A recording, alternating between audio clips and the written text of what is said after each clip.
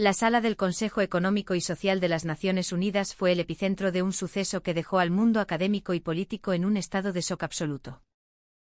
El informe presentado por Brian Thompson, aquel prodigio de la economía formado en Harvard, sumió a los eruditos del planeta en una profunda perplejidad. Allí mismo, en la sede de la ONU, durante la transmisión en directo de la elección del país modelo para el desarrollo económico mundial equilibrado, el resultado desafió toda expectativa. El galardón final no fue para Estados Unidos, ni para Alemania, y mucho menos para China. Fue para España. Un desenlace que nadie, absolutamente nadie, había previsto. En el informe de aquel economista de las Naciones Unidas se ocultaba una leyenda sobre España tan increíble que parecía ficción. Ahora ha llegado el momento de desvelar esa verdad oculta. Mi nombre es Brian Thompson. Soy doctor en Economía por la Universidad de Harvard y actualmente trabajo en el Consejo Económico y Social de las Naciones Unidas. Lo que estoy a punto de relatar es la crónica de una experiencia personal tan asombrosa que roza lo inverosímil. Corría el año 2025 y la economía global se había hundido en un caos absoluto. Una feroz disputa comercial había estallado entre Estados Unidos y China, erigiendo barreras arancelarias tan altas que asfixiaban el comercio mundial. Las naciones europeas, en un intento desesperado por proteger sus propias industrias, habían levantado proteccionismos sin precedentes. Las grandes corporaciones acumulaban una riqueza obscena, mientras que los países más pobres se precipitaban a un abismo de desesperación sin fin. Numerosos países emergentes de África, Sudamérica y el sudeste asiático habían sido completamente expulsados de las cadenas de suministro globales. Su crecimiento económico estaba paralizado. Pero lo más alarmante era que la brecha de la desigualdad se ensanchaba a una velocidad vertiginosa. La distancia entre las naciones ricas y las rezagadas crecía cada día, llevando el desequilibrio de la economía mundial a un punto crítico. Ante semejante desorden, las Naciones Unidas activaron el Plan de Equilibrio Mundial, una nueva iniciativa cuyo objetivo era restaurar la equidad en el sistema económico global. Se trataba de la mayor operación de revitalización de la historia. Aquella mañana, el vicepresidente Johnson me convocó urgentemente a su despacho.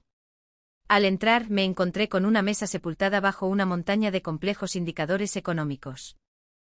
Cientos de documentos se esparcían por la superficie, gráficos sobre la distribución del PIB mundial, análisis de flujos comerciales, informes sobre la situación de la inversión. Dr. Thompson, ya conoce la situación. El mundo avanza a tientas en una densa niebla. La voz del vicepresidente estaba cargada de una pesada preocupación. Sus ojos cansados delataban la urgencia del problema. Mire estas cifras. El desequilibrio económico mundial ha alcanzado el peor nivel de la historia. Señaló un gráfico y continuó. Actualmente los países desarrollados monopolizan más del 80% de la riqueza mundial. Los más de 150 países restantes se reparten menos del 20%. Si esta situación persiste, los problemas económicos desencadenarán una inestabilidad política y un caos social de consecuencias imprevisibles. Asentí consciente de la magnitud del desafío, pero una sensación de impotencia y agobio se apoderó de mí. Le encomiendo la redacción del informe de investigación fundamental para el Plan de Equilibrio Mundial. Debe identificar las verdaderas causas del desequilibrio actual y diseñar una hoja de ruta viable y sostenible para los países en desarrollo. El informe debe ser exhaustivo. El vicepresidente hizo una pausa, mirándome con una seriedad aún mayor. Dr. Thompson, esto no es un simple artículo académico. Este informe se convertirá en el pilar de la política de la ONU para la próxima década. El destino de miles de millones de personas podría depender de sus análisis y recomendaciones. El peso de aquella responsabilidad me dejó sin aliento. Implicaba desenredar una maraña de cientos, quizás miles de variables. Era una tarea casi imposible. La complejidad de la economía mundial superaba cualquier previsión. Cada país tenía su propia forma de gobierno, sus tradiciones culturales, sus recursos. Destilar un camino universal aplicable a todas las naciones en desarrollo era como intentar resolver el enigma más complejo de la Tierra. Viendo mi expresión de desconcierto sin saber por dónde empezar, el vicepresidente desvió la mirada hacia la ventana y lanzó una pregunta inesperada. Por cierto, entre nuestros Estados miembros, ¿existe algún caso de un país que haya pasado de ser uno de los más pobres y ayudados a convertirse en un donante que ayuda a otros a la velocidad más rápida? Si existiera, sería un caso fascinante. Piénselo, un lugar que antes dependía por completo de la ayuda internacional y que, más tarde, no solo se independizó, sino que fue capaz de tender la mano a otras naciones pobres. Si existe un caso así, ¿no sería el mejor modelo de éxito posible? La pregunta fue tan sorpresiva que me quedé paralizado. Aunque no era una orden directa, sus palabras se grabaron a fuego en mi mente. En medio de aquel vasto océano de tareas, quizás en esa pregunta se ocultaba el faro que debía guiar mi investigación. Era una intuición, una especie de prueba inicial que debía superar para dar comienzo a este gigantesco plan. Las palabras del vicepresidente destilaban una extraña confianza, como si él ya conociera la respuesta y solo esperara que yo la desenterrara por mi cuenta. A partir de ese día, me sumergí por completo en la recopilación de datos para el informe. La extraña pregunta del vicepresidente no dejaba de rondar mis pensamientos. ¿Existía realmente un país que hubiera pasado de ser receptor de ayuda a donante? ¿Era posible una transformación tan radical en la larga historia de la humanidad? Mi equipo y yo, enfrentados a esta tarea tan difusa, decidimos que el método más eficaz era buscar un caso de éxito. Si tal milagro existía, sería el manual perfecto para resolver el enigma del desequilibrio mundial. Tomando la pregunta del vicepresidente como nuestra única brújula, nos pusimos manos a la obra. Empezamos a revisar décadas de archivos de ayuda de las Naciones Unidas y el Banco Mundial, examinando la situación de innumerables países. Aquella vasta base de datos contenía un registro detallado de toda la ayuda internacional desde 1945. Cada donación, cada programa, cada evaluación de impacto estaba meticulosamente archivada. Pasamos días sin dormir, revisando cada caso uno por uno. Creamos hojas de cálculo exhaustivas, anotando el periodo de ayuda de cada país, los importes, la tasa de crecimiento económico y su estado actual. ¿Cuál era la situación de Vietnam? A pesar de haber logrado un admirable salto económico, resurgiendo de las ruinas de la guerra, seguía recibiendo ayuda. Su sector manufacturero se había expandido vertiginosamente y sus exportaciones se habían disparado, pero su renta per cápita seguía siendo modesta, necesitando un apoyo internacional continuo. ¿Y qué hay de Israel? Aquella leyenda de Oriente Medio con su tecnología de vanguardia y su potente ejército, pero que seguía siendo un receptor neto de ayuda. Estados Unidos le inyectaba miles de millones de dólares anuales en ayuda militar y económica, una práctica que continuaba hasta hoy. Tailandia, Malasia, Indonesia. Analizamos uno por uno a todos los tigres asiáticos de rápido crecimiento, pero el resultado fue similar. Aunque estos países habían logrado un progreso económico notable, ninguno había abandonado por completo su condición de receptor para transformarse en un donante neto. Poco a poco la desesperación comenzó a hacer mella en mí. Pasó una semana, luego 2, y nuestra búsqueda no arrojaba ningún resultado. ¿Se habría equivocado el vicepresidente? ¿Acaso un país así simplemente no existía? Quizás era solo un sueño hermoso, una utopía irrealizable. La larga historia de la ayuda internacional parecía ser una de patrones inmutables, los donantes siempre eran donantes, y los receptores siempre eran receptores. Mientras miraba la pantalla del ordenador, suspirando y a punto de abandonar esta línea de investigación, una palabra saltó a la vista: España. Era una nación conocida en la historia económica europea por su milagro económico de los años 60, aunque mi conocimiento sobre su historia detallada era limitado. Sabía vagamente que había completado un asombroso despegue económico en un corto periodo de tiempo, pero poco más. Sin demasiado optimismo, pero como si una fuerza invisible me empujara, comencé a investigar los archivos originales sobre España. Seguramente será otro caso de un receptor perpetuo, pensé. Hice clic en la carpeta de España y empecé a leer cada cifra, cada dato. ¿Qué era esto? Cuanto más profundizaba, más me daba cuenta de que su patrón era radicalmente diferente al de los demás. No tardé en toparme con una realidad increíble. Un país que, tras la devastadora guerra civil y las décadas de aislamiento de la dictadura franquista en los años 50, se encontraba entre los más pobres de Europa Occidental, un rincón que había llegado a recibir una considerable ayuda del Plan Marshall y otros fondos internacionales. Y sin embargo, en el lapso de apenas una generación, para el año 2010, se había convertido en un miembro de pleno derecho del Comité de Ayuda al Desarrollo de la OCDE, reconocido internacionalmente como un país donante avanzado. Verifiqué los datos una y otra vez, porque era demasiado sorprendente para ser verdad. Desde los años 50, había recibido una importante ayuda de Estados Unidos y organismos internacionales. Tecnología agrícola, equipamiento industrial, marcos educativos, infraestructuras.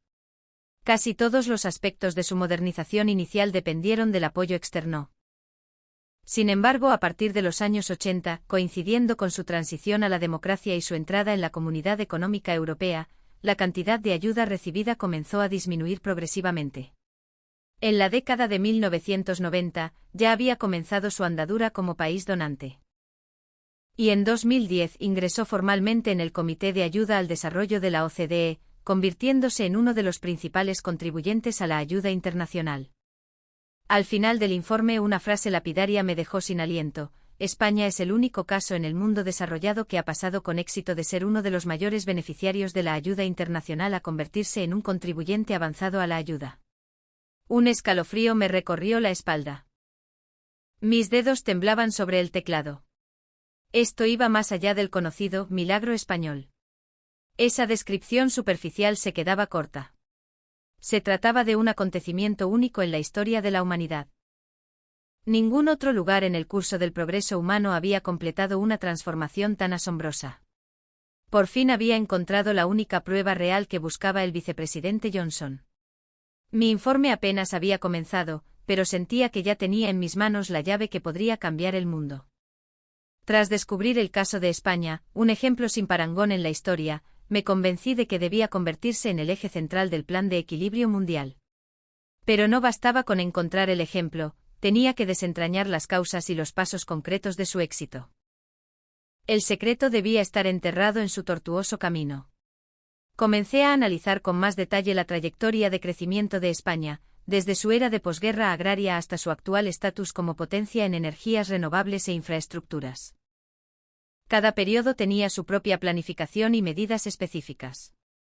Finalmente llegó el día de presentar mis hallazgos en la reunión oficial del programa. Sería la batalla decisiva para el futuro de mi propuesta. En el gran salón se congregaban los pilares de la economía mundial, eminencias de la Universidad de Cambridge, de Yale, del Instituto de Estudios Políticos de París y de otras instituciones de élite llenaban la sala. Cada uno de ellos era una autoridad en su campo, con décadas de investigación a sus espaldas y un sinfín de contribuciones académicas. Exponer mis ideas ante estos gigantes internacionales era, por decirlo menos, intimidante. Subí al estrado con el corazón encogido, sintiendo todas las miradas clavadas en mí. Respiré hondo y comencé mi presentación. Damas y caballeros, el papel de las Naciones Unidas debe cambiar radicalmente, mi voz resonó con fuerza en la sala. Hasta ahora, nuestro enfoque de la ayuda ha sido un tratamiento de emergencia, una solución a corto plazo para apagar fuegos. No se trata solo de enviar alimentos y dinero por compasión, sino de proporcionar a las naciones las herramientas para que produzcan sus propios alimentos y forjen su propio destino. La pregunta es, ¿qué modelo podemos usar como referencia para construir ese camino? Hice una breve pausa, recorriendo con la mirada cada rostro en la sala. Pues bien, aquí mismo, en la historia de la humanidad, solo hay un lugar que ha recorrido ese camino por completo. Proyecté los datos de España en la pantalla. Gráficos nítidos que mostraban una curva de crecimiento que dejaba sin aliento. Ese lugar es España. Desde ser una de las zonas más atrasadas de Europa Occidental en los años 50 hasta convertirse en miembro del Comité de Ayuda al Desarrollo de la OCDE en 2010, es un caso único. Debemos analizar su experiencia en profundidad, desde sus estrategias económicas hasta su marco social, e incluso su cultura corporativa, para extraer lecciones valiosas. Mi innovadora propuesta silenció la sala. Algunos académicos asintieron en señal de aprobación, pero otros mostraban escepticismo en sus rostros. En medio de ese tenso silencio, el sonido de una silla arrastrándose en la parte trasera de la sala rompió la calma. William Smith, un veterano experto en economía graduado en Cambridge y asesor especial, se puso de pie. El profesor Smith era una figura destacada en la teoría del desarrollo económico, con más de 40 años de investigación a sus espaldas.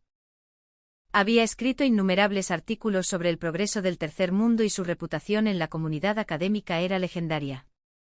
El simple hecho de que una personalidad de su calibre se levantara tensó el ambiente al instante. ¡Qué disparate! El rostro de Smith se enrojeció de ira. Dr. Thompson, se está burlando de nosotros. Pretende que desechemos décadas de un arduo marco de ayuda para ignorar a los países pobres que se mueren de hambre ahora mismo. Su voz se elevaba, cargada de furia. Nuestra prioridad más urgente es encontrar la manera de reconducir las políticas egoístas de las grandes potencias occidentales hacia una senda de prosperidad compartida. El proteccionismo de Estados Unidos, los subsidios agrícolas de Europa, las prácticas comerciales desleales de China. Esas son las raíces profundas del problema. Smith me señaló directamente, sus palabras resonando en la sala. No venga a perturbar esta reunión crucial con el caso aislado de un pequeño rincón de Europa que tuvo suerte. Dr. Thompson, ¿cómo puede un fenómeno anómalo, producto del contexto de la Guerra Fría y la posterior integración europea, convertirse en un modelo universal? No es más que una coincidencia efímera. La atmósfera en la sala se volvió gélida, tan silenciosa que se podía oír el latido de los corazones. El prestigio de Smith y su feroz contraataque hicieron que otros comenzaran a dudar. El joven retador de Harvard y el veterano guardián de Cambridge. Nuestras miradas se cruzaron en el aire, despidiendo chispas de una intensa confrontación. En ese instante comprendí que esto era mucho más que un simple debate académico. Mi camino estaría inevitablemente lleno de espinas. No era una simple diferencia de opinión, era el choque inevitable entre las fuerzas que defendían el viejo orden dominado por Occidente y aquellos que, a partir de los datos, buscábamos un nuevo camino. Smith representaba décadas de control sobre la dirección de la ayuda internacional, un círculo de intereses cuyas ideas y prácticas habían permeado cada rincón de las organizaciones internacionales. Mi propuesta no solo desafiaba una teoría, sino que sacudía los cimientos de toda la arquitectura de la ayuda. Con el bloqueo frontal de Smith y la atmósfera de escepticismo, la reunión terminó sin ningún avance. Algunos académicos evitaron mi mirada, otros cuchicheaban en voz baja, claramente reticentes a mi propuesta. Arrastrando un profundo sentimiento de desánimo, regresé a mi laboratorio, sintiendo el peso de un fracaso que nunca antes había experimentado. De vuelta en mi laboratorio, me sumí en una profunda reflexión. La hostilidad manifiesta y el sarcasmo de William Smith me habían dejado un sabor amargo, una sensación de abatimiento sin precedentes. Quizás tenía razón. Había sido demasiado ingenuo. Tal vez el éxito de España fue realmente un producto de las condiciones especiales de la Guerra Fría y la generosidad de los fondos europeos, imposible de replicar como un modelo universal. Los argumentos de Smith resonaban en mi cabeza. Los países pobres que pasan hambre ahora son la máxima prioridad. No hay tiempo para debatir sobre casos asiáticos no verificados. Las políticas egoístas de las grandes potencias occidentales son el verdadero nudo gordiano que debemos desatar. Desde una perspectiva humanitaria, el llamado de Smith era ciertamente conmovedor. En este mismo momento, miles de millones de personas en el planeta luchaban por sobrevivir en la pobreza. Necesitaban ayuda inmediata, no soluciones de desarrollo a largo plazo. La mayoría de los demás miembros del comité probablemente estaban de acuerdo. Después de la reunión, varios de ellos se me acercaron en privado para aconsejarme que reconsiderara mi enfoque. Pero negué con la cabeza. Una voz en mi interior me decía que ese no era el camino correcto, que no era una cura real. Sería como seguir vertiendo agua en un tanque con una fuga. La ayuda a corto plazo alivia el sufrimiento inmediato, pero no altera las estructuras profundas de la pobreza.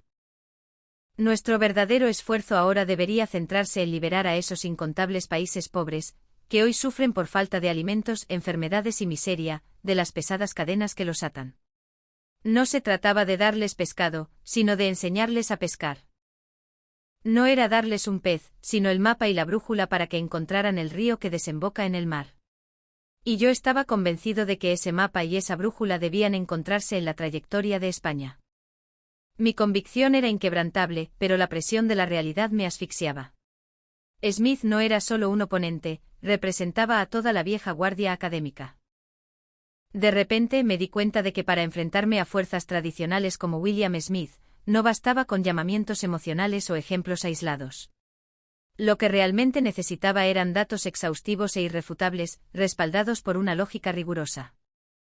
Solo con argumentos impecables podría darle la vuelta a la situación en la próxima reunión. Me conecté de nuevo a la gigantesca base de datos de tesis en línea de mi alma mater, Harvard. El sistema de red de la biblioteca de Harvard es una de las mayores fuentes de información académica del mundo, un compendio de décadas del conocimiento más avanzado de la humanidad.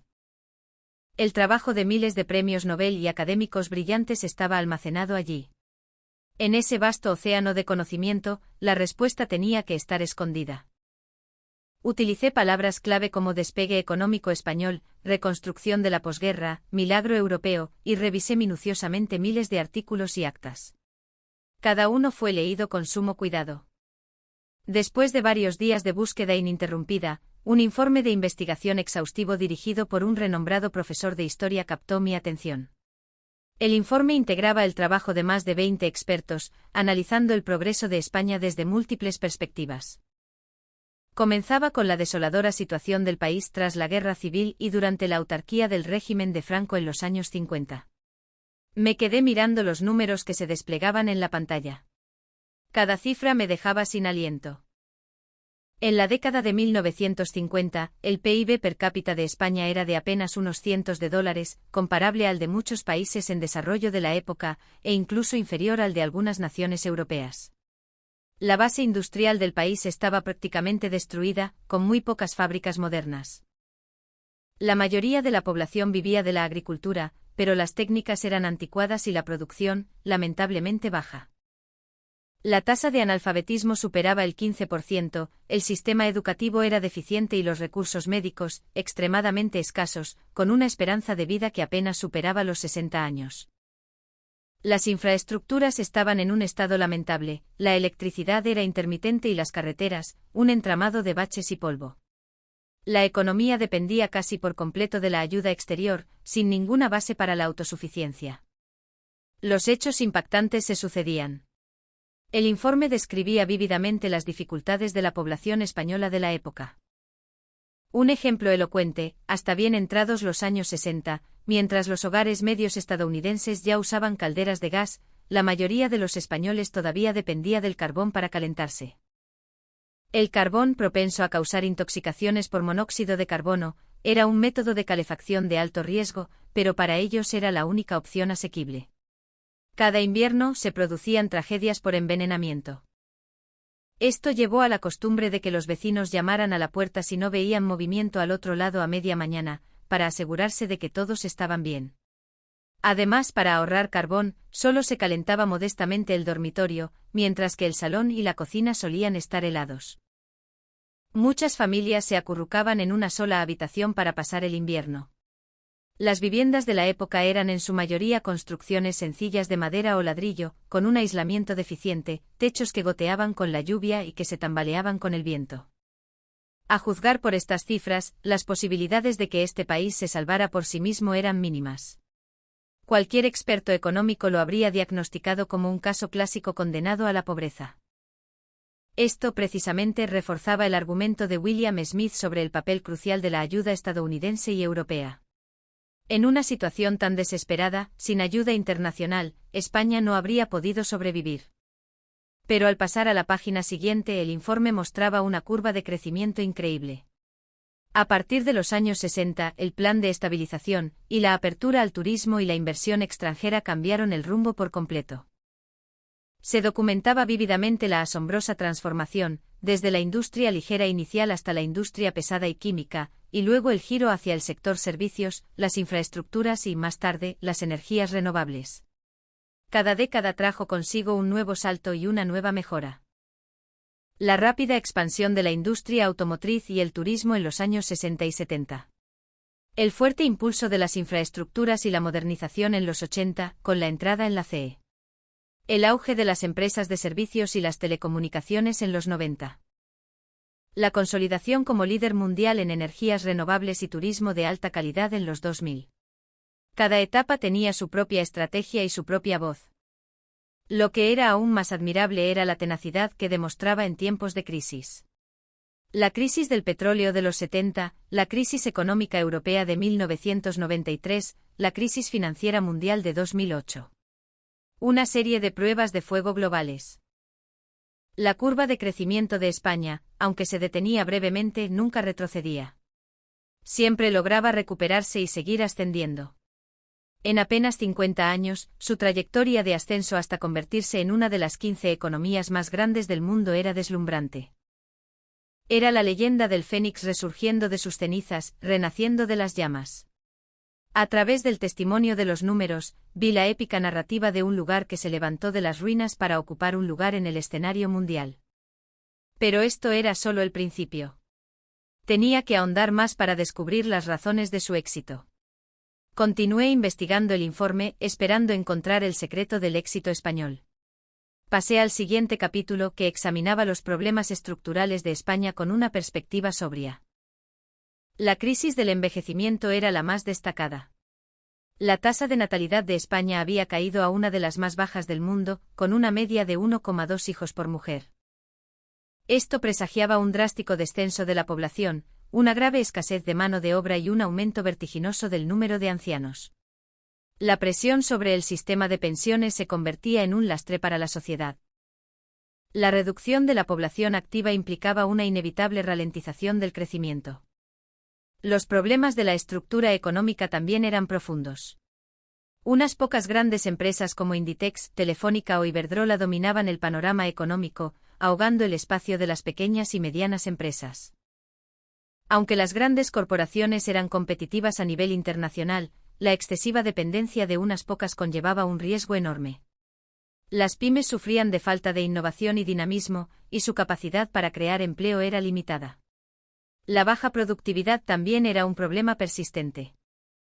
A pesar de las largas jornadas laborales, la producción real era muy inferior a la de los países más avanzados. La ineficiencia del mercado laboral era una de las debilidades ocultas de la economía española. La productividad del sector servicios en particular ni siquiera alcanzaba la media de la OCDE. El sector manufacturero tradicional se enfrentaba a la feroz competencia de China y el sudeste asiático. Los desequilibrios del mercado inmobiliario también figuraban en la lista. La burbuja inmobiliaria de principios de siglo había disparado los precios en Madrid y Barcelona, aumentando la deuda de los hogares. Los jóvenes tenían dificultades para acceder a la vivienda, lo que retrasaba sus planes de casarse y tener hijos. Si no se cambiaba de rumbo, la demanda interna y la estabilidad se verían gravemente afectadas. La desigualdad de ingresos también se estaba agravando. La brecha entre los ricos y la clase trabajadora se ampliaba, la movilidad social ascendente se dificultaba y la estratificación de clases se acentuaba. La suma de estos problemas dibujaba un panorama sombrío para el futuro económico de España. A juzgar solo por estas cifras, la economía española debería estrellarse contra un muro muy pronto. La afirmación de William Smith de que se trataba de un éxito a corto plazo en un entorno especial parecía tener fundamento. Quizás el milagro ya había pasado de moda y ahora estaba entrando en una fase de declive. Pero no me detuve. Seguí leyendo, esperando encontrar una perspectiva diferente. Al examinar la sección sobre cómo España había respondido a las diversas crisis, me topé con una verdad asombrosa.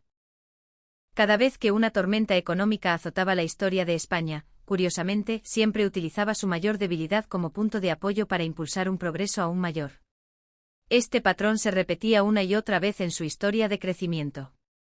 Cuando estalló la crisis del petróleo de 1973, España, totalmente dependiente de las importaciones de energía, se vio en serios aprietos. Pero para superar el dolor de la escasez de recursos, se lanzó proactivamente al sector de la construcción en Oriente Medio. Empresas españolas consiguieron enormes contratos de infraestructuras en Arabia Saudí, Kuwait y otros países, obteniendo miles de millones de dólares en divisas. Ese dinero se convirtió en el valioso capital inicial para la modernización de su industria pesada. La crisis económica de 1993, que reveló las debilidades de un modelo basado en la devaluación y la baja competitividad, tuvo una respuesta aún más creativa. Fue en esa crisis cuando se sentaron las bases para la liberalización de sectores clave como las telecomunicaciones y la energía, dando lugar a gigantes como Telefónica e Iberdrola. Se impulsó la inversión en parques tecnológicos y capital riesgo. El modelo de negocio de Inditex, basado en la logística y la moda rápida, se consolidó como líder mundial en ese momento. En la crisis financiera mundial de 2008, España volvió a demostrar una asombrosa capacidad de adaptación. Para superar la debilidad de un mercado interno devastado por el estallido de la burbuja inmobiliaria, se volcó aún más en la expansión hacia los mercados de América Latina y nuevos mercados emergentes. Al mismo tiempo, invirtió masivamente en energías verdes y en la modernización de su sector turístico para encontrar nuevas fuentes de crecimiento.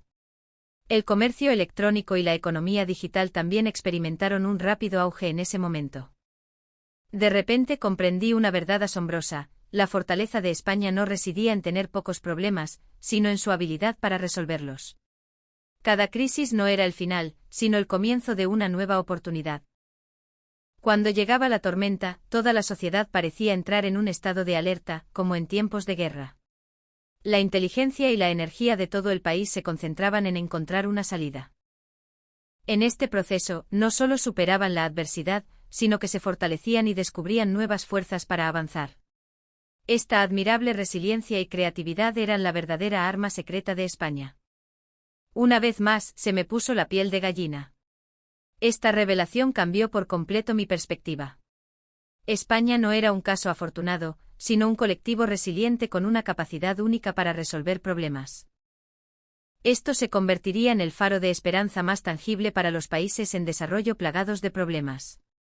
Los problemas estructurales actuales no eran una señal de decadencia, sino la antesala de la próxima fase de despegue. Pero todavía había un misterio que no había resuelto. A través del análisis de los documentos, había adquirido confianza en la capacidad de España para superar repetidamente las crisis. Sin embargo, una pregunta fundamental seguía sin respuesta: ¿qué les daba la motivación para actuar de esa manera? ¿Qué energía permitía que esta nación, cada vez que se enfrentaba a un peligro, se uniera para encontrar soluciones innovadoras? El mero análisis de las cifras económicas y las políticas no podía explicar esa fuerza motriz central. Tenía que haber un elemento más profundo que lo impulsara. Para encontrar la respuesta, decidí contactar al profesor Alejandro Vargas, la máxima autoridad de Harvard en Historia Moderna y Estudios Sociales de España. El profesor Vargas era un maestro internacional en el campo de la cultura social de Europa del Sur, autor de innumerables libros clásicos sobre la sociedad española. Había enseñado en Harvard durante 40 años y había sido testigo presencial de la transformación de España desde una sociedad agraria a una moderna. Si alguien podía responder a mis dudas, era él. Concerté una cita con el profesor Vargas y acudí a su despacho lleno de expectación. El anciano de pelo cano, el profesor Vargas, me recibió en una habitación abarrotada de libros. Las paredes estaban cubiertas de fotos con líderes y académicos de todo el mundo. Las estanterías rebosaban de gruesos volúmenes académicos. Después de escuchar mi informe, me dijo con una sonrisa amable: Dr. Thompson ha captado el contorno general, pero ha pasado por alto los detalles que componen el cuadro. Su investigación es académicamente sólida y las cifras son fiables, pero le falta la pieza más crucial.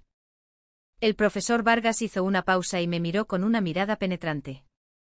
La leyenda del despegue de España, antes que en las medidas económicas y el marco social, tiene su origen en algo único en el mundo: su particular carácter nacional y su conciencia colectiva. Me quedé un poco perplejo. Esa respuesta me sorprendió. ¿Cómo podía el carácter nacional, un concepto aparentemente subjetivo y poco científico, ser el factor clave del despegue económico? En la economía, que enfatiza los datos objetivos y la investigación empírica, elementos blandos como la cultura y la mentalidad suelen considerarse secundarios. El profesor Vargas, como si leyera mi mente, esbozó una sonrisa de complicidad. Dr. Thompson, sé lo que está pensando. Como investigador económico, siempre prefiere explicarlo todo con números y tablas. Pero algunas de las verdades más fundamentales no pueden ser cuantificadas. Luego me lanzó una pregunta inesperada. Dr. Thompson, ¿sabe cuánta población tiene España? Unos 47 millones, no es una cifra muy grande, ¿verdad? Más o menos la población de California. Bien. Y en 2002, cuando el desastre del petrolero Prestige asoló la costa de Galicia, ¿cuánta gente acudió a ayudar? ¿Lo sabe? La pregunta del profesor Vargas despertó mi curiosidad. Negué con la cabeza. Más de 300.000 personas. La voz del profesor Vargas estaba teñida de emoción. Piénselo, 300.000 voluntarios de 47 millones de habitantes. ¿Qué significa eso? Arriesgándose a la contaminación y a las duras condiciones, acudieron de todos los rincones del país para ayudar directamente a los damnificados. Sin coacción del gobierno, sin recompensa económica, sin garantía de nada a cambio, sin obligación legal. Solo al oír que sus compatriotas estaban en apuros, acudieron voluntariamente. Las palabras del profesor estaban llenas de admiración. Trajeron sus propias herramientas, se encargaron de su propia comida y alojamiento. Médicos, profesores, estudiantes, oficinistas, agricultores. Sin importar su profesión o clase social, todos trabajaron codo con codo durante semanas en condiciones adversas. El profesor intensificó su tono y continuó. Dr. Thompson, ¿sería eso posible en Estados Unidos? ¿En el resto de Europa?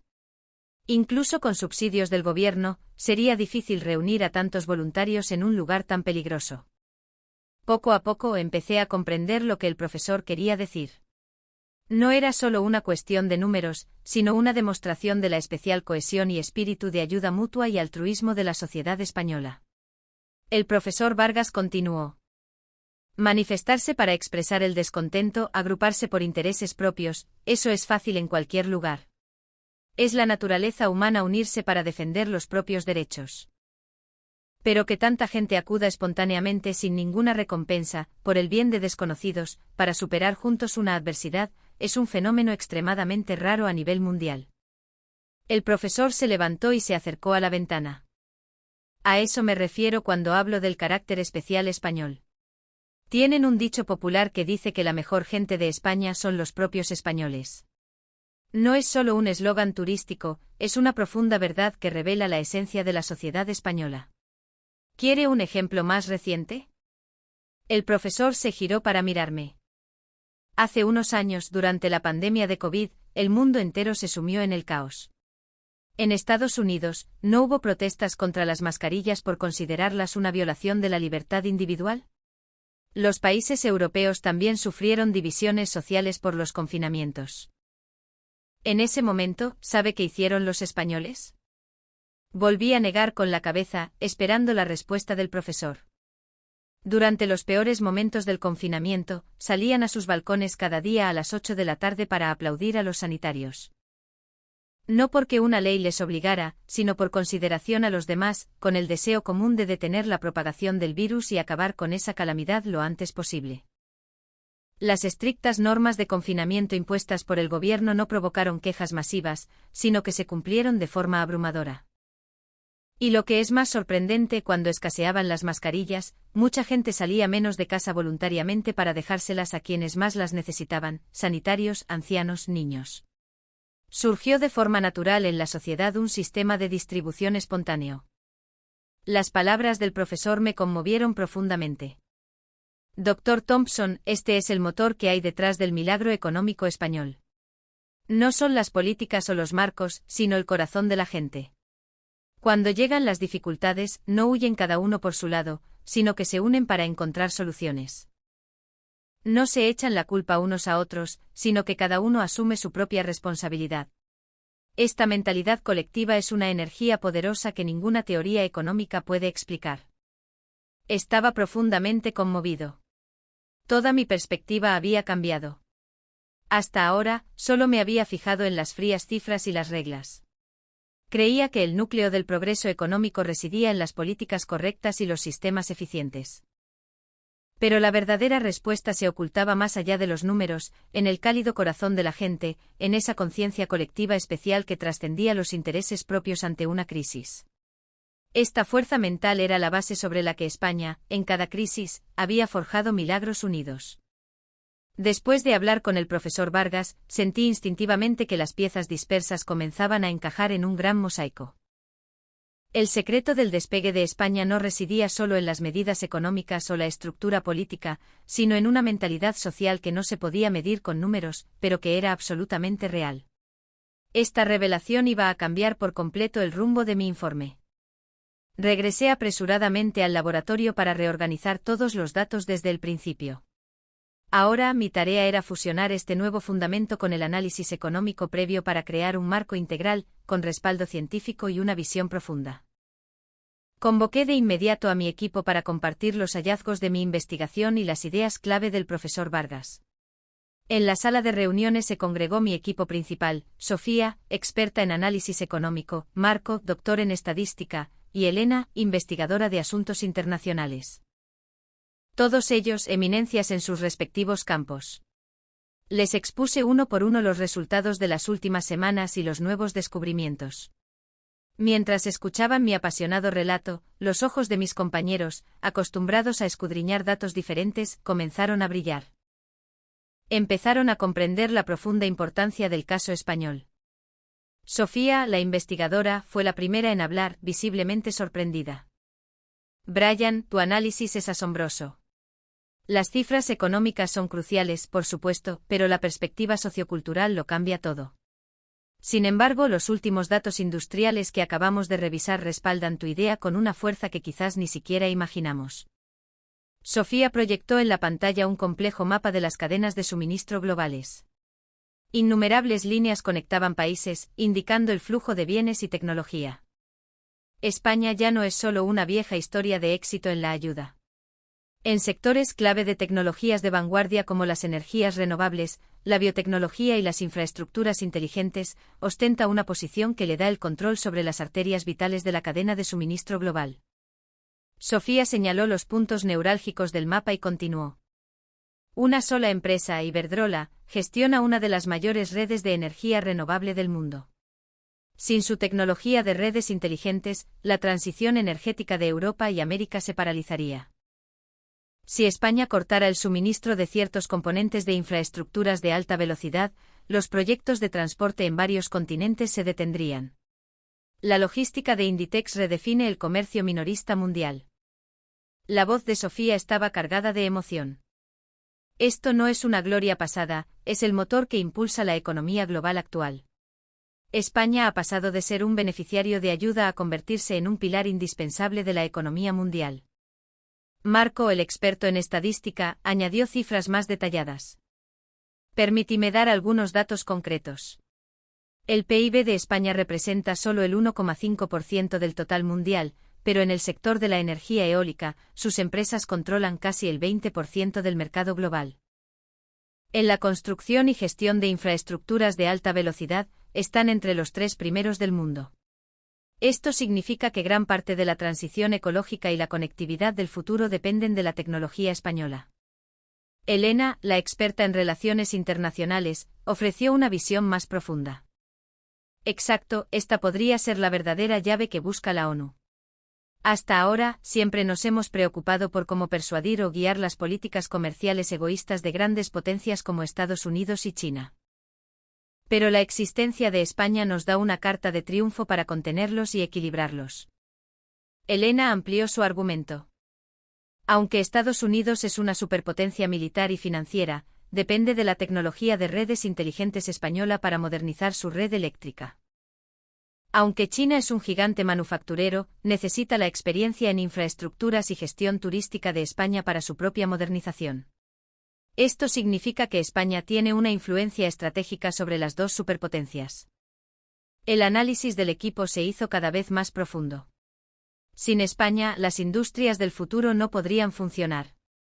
Por lo tanto, las grandes potencias no se atreverían a actuar a la ligera contra España, tendrían que sopesar su relación con ella. Incluso sus políticas hacia otros países tendrían que ajustarse. Esto abría una ventana diplomática sin precedentes para otros países pequeños y medianos. Marco intervino. Y el peso de España sigue creciendo. La inteligencia artificial, la computación cuántica, las comunicaciones 6G. Todas las tecnologías de la próxima ola necesitarán redes energéticas estables y eficientes, donde España es líder. Su importancia estratégica no hará más que aumentar. Al escuchar el análisis del equipo, mi corazón dio un vuelco. Se me erizó la piel de nuevo. Todo encajaba. Todas las piezas finalmente formaban una imagen completa. Esperad, esperad todos, me levanté de la silla y empecé a caminar de un lado a otro de la habitación, las ideas fluyendo como un torrente. Esto es una ironía agridulce. Nos fijamos en España buscando un modelo para salir de la pobreza, para enseñar a los países pobres a enriquecerse, investigando su pasado. Ese era nuestro punto de partida, encontrar un modelo de progreso replicable. Me detuve y miré a mis compañeros. Pero lo que hemos encontrado es un punto de apoyo estratégico que se está utilizando ahora mismo para debilitar las políticas comerciales unilaterales de las grandes potencias y, solo con su existencia, abrir un espacio diplomático para los países pobres atrapados entre Estados Unidos y China. La sala quedó en silencio. Todos se dieron cuenta de la magnitud de la ironía que había descubierto. Sofía fue la primera en romper el silencio. Esto significa que España no es solo una inspiración del pasado, sino una solución viva y palpitante para el desequilibrio mundial actual. Elena asintió. Siempre hemos buscado lecciones en la historia, esperando replicar un éxito pasado.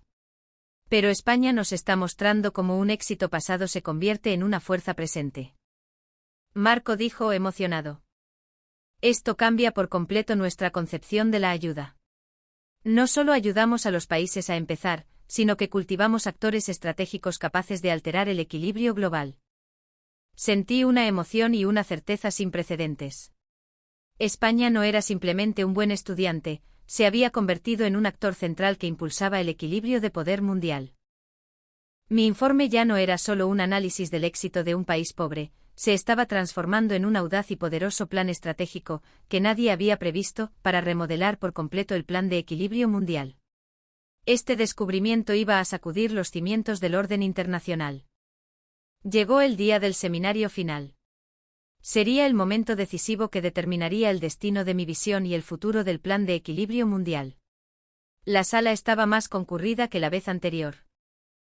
No solo había investigadores económicos, sino también responsables políticos, diplomáticos y representantes de organizaciones internacionales.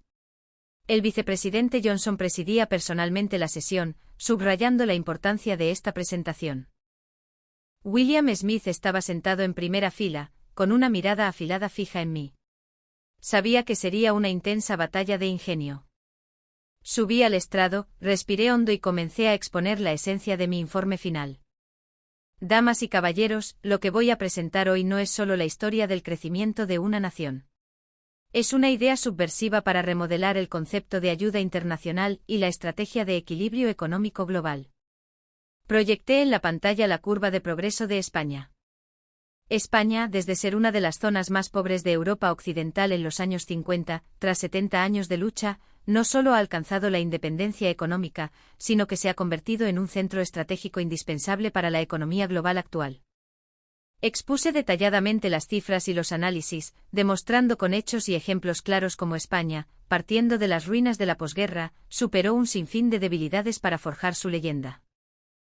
Desde sus inicios agrarios hasta su despegue industrial, desde una economía intensiva en mano de obra a una intensiva en conocimiento, detallé las decisiones, la movilización social y los pasos concretos para superar cada obstáculo. Destaqué especialmente el espíritu de unidad y el sentido colectivo del pueblo español como factores clave en su progreso y su contribución decisiva en el camino del desarrollo. Tras 40 minutos de presentación, el aire en la sala se volvió cada vez más tenso. Al terminar, como era de esperar, William Smith se levantó con el rostro aún más enfadado. ¿Paparruchas? La voz de Smith era más estridente que la vez anterior. Dr. Thompson, esta vez ha ido demasiado lejos. Vuelve a recurrir a la emotiva retórica del carácter nacional y le añade un exagerado determinismo tecnológico. Incluso si todo eso fuera cierto, no es más que el caso especial de un pequeño rincón de Europa en un contexto histórico particular. Las palabras de Smith sacudieron la sala. Su ira era claramente más intensa que la última vez. Estamos hablando del desequilibrio mundial actual, sostenido por gigantes como Estados Unidos y China. Y pretende que creamos que una pequeña península de menos de 50 millones de habitantes puede solucionar los problemas globales. ¿Acaso pretende curar una enfermedad actual con remedios del pasado? Smith se acercó al estrado, encarándome. Y lo que es más importante, su análisis ignora por completo la contribución decisiva de la ayuda estadounidense y europea. Sin el Plan Marshall y los posteriores fondos estructurales de la UE, España no estaría donde está hoy. ¿Acaso está intentando desacreditar nuestras décadas de políticas de ayuda? Tras la feroz crítica de Smith, la sala se sumió en un silencio tenso. Algunos asintieron de acuerdo con su ataque.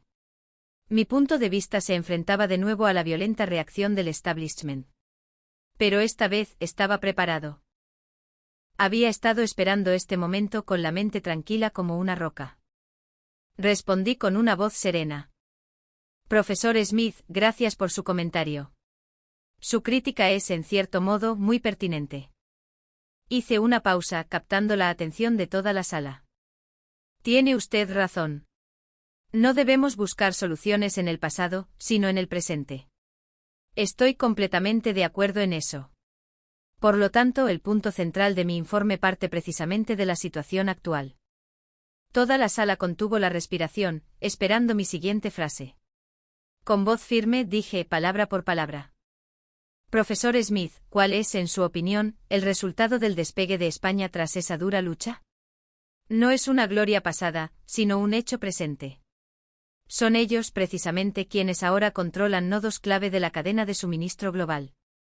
Proyecté en la pantalla el mapa de la cadena de suministro global. Su tecnología de redes energéticas en manos de una sola empresa puede influir en la estrategia de seguridad energética de Estados Unidos. Su liderazgo en infraestructuras de alta velocidad condiciona la ambición tecnológica de China. Esto no son palabras vacías, es la realidad tangible de hoy. Recorrí la sala con la mirada, asegurándome de que todos me escuchaban. El último informe del Departamento de Energía de Estados Unidos señala directamente que una interrupción en el suministro de tecnología de redes inteligentes española pondría en jaque la modernización de su red en cuestión de meses. El progreso de la industria de vehículos eléctricos y la inteligencia artificial en China depende de la experiencia y la colaboración con empresas españolas de infraestructuras y energía. La industria automotriz europea, la industria electrónica japonesa. Todas las industrias del futuro no pueden prescindir de España. Hice una pausa para que estos hechos calaran en la mente de todos. ¿Qué significa esto? Creo que está muy claro. España está desempeñando actualmente un papel de equilibrio frente a las acciones unilaterales de las grandes potencias, abriendo un espacio diplomático para otros países en desarrollo.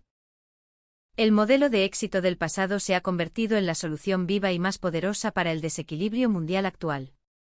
El rostro de William Smith palideció. Parecía no esperar una réplica tan completa. Intentó contraatacar, pero no encontró argumentos sólidos.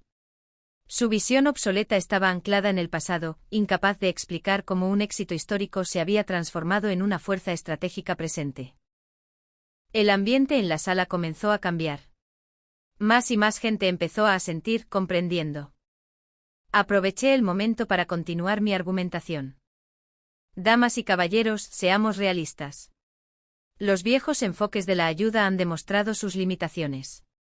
Hemos invertido billones de dólares, pero los países receptores siguen siendo receptores.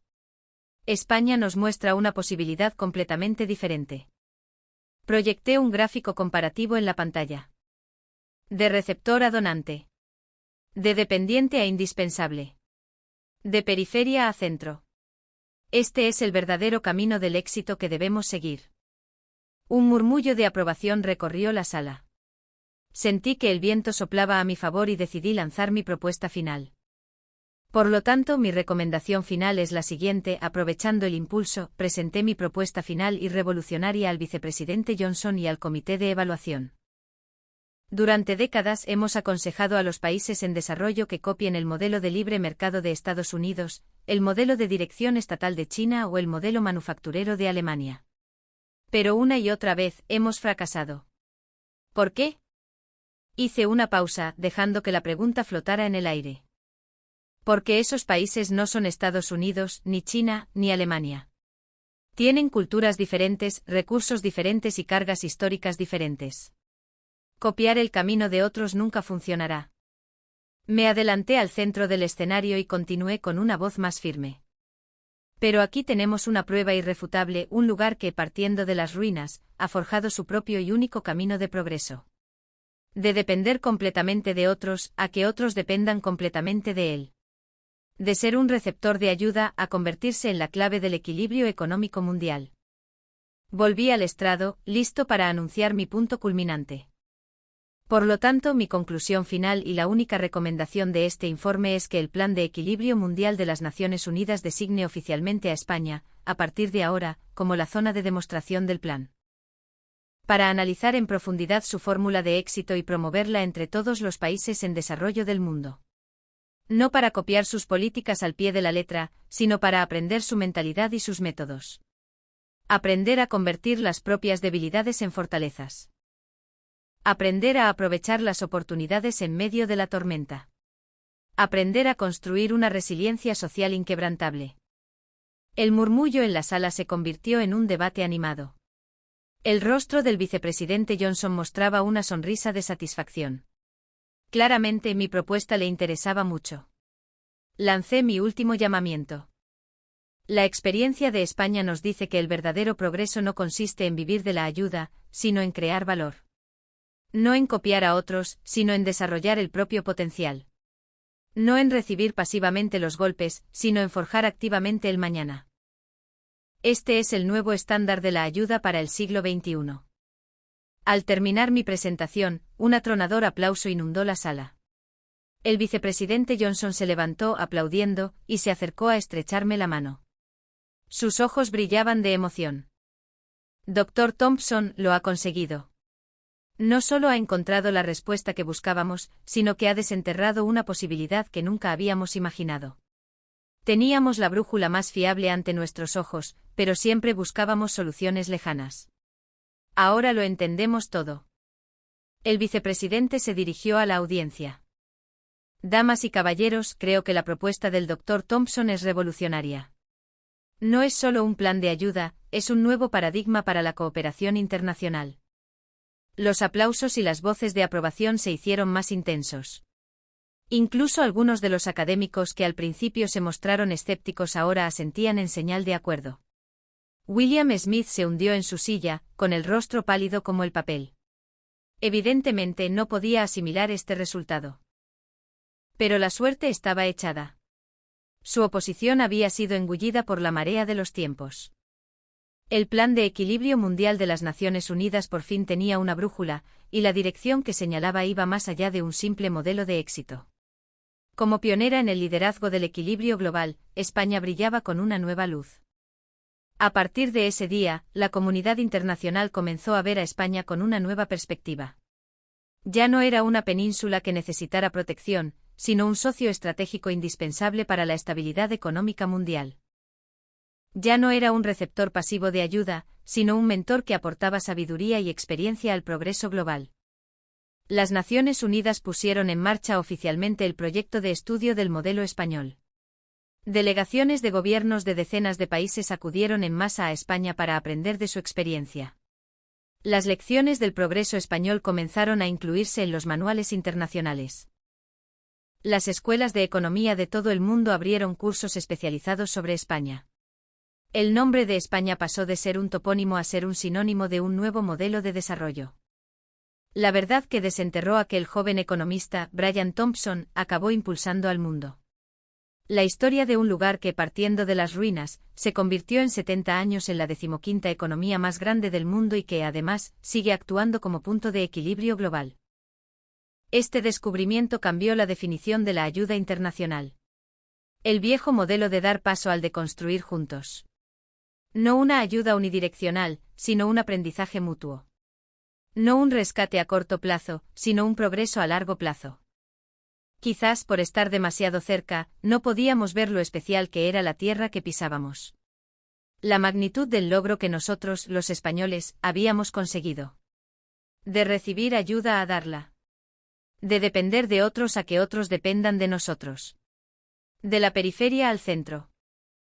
Esto no fue solo una victoria económica, fue un triunfo del espíritu humano. El único modelo de éxito reconocido por las Naciones Unidas es nuestra historia. El milagro español continúa, y cada día, España contribuye a la estabilidad y el progreso de la economía mundial. Cada día, la experiencia de España ilumina el camino de más países y más personas. Esa es la energía de España. Ese es el orgullo de España. Este es el magnífico capítulo que hemos escrito juntos.